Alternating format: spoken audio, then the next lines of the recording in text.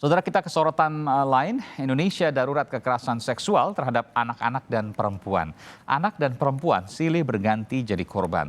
Telah bertahun-tahun dibahas, namun RUU atau Rancangan Undang-Undang Tindak Pidana Kekerasan Seksual (TPKS) tidak kunjung disahkan.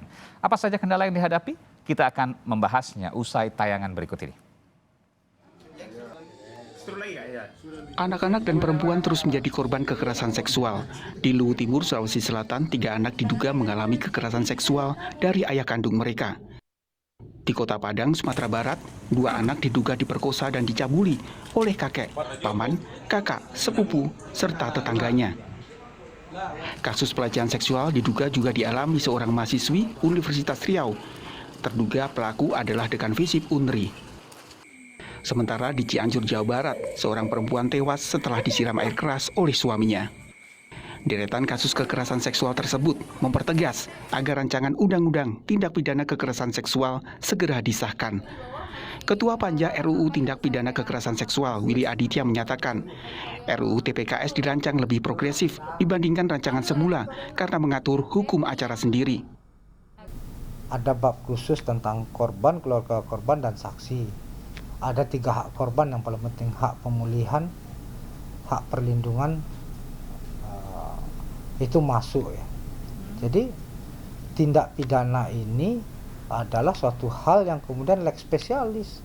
Ini lebih progresif sebenarnya dari penghapusan kekerasan seksual sebelumnya. Kenapa? Karena ini mengatur hukum acara sendiri.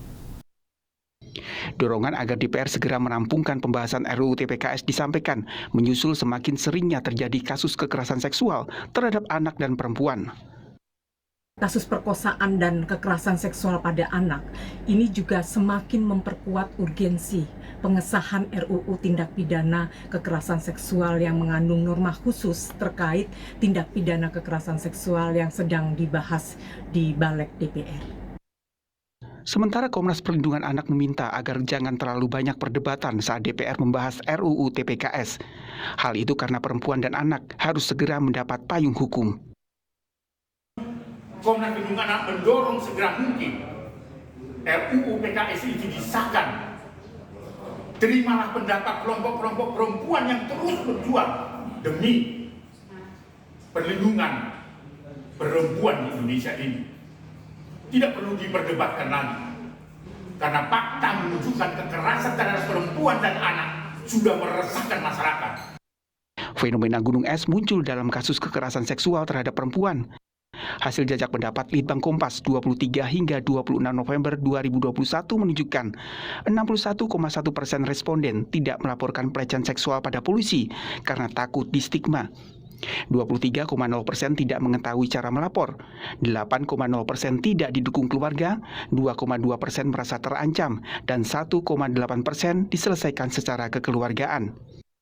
Kekerasan seksual adalah kejahatan terhadap kemanusiaan. Tak terhitung perempuan dan anak yang jadi korban, bahkan tak mendapatkan keadilan. Sudah saatnya DPR menjawab dengan mengesahkan RUU Tindak Pidana Kekerasan Seksual. Tim Liputan Kompas TV.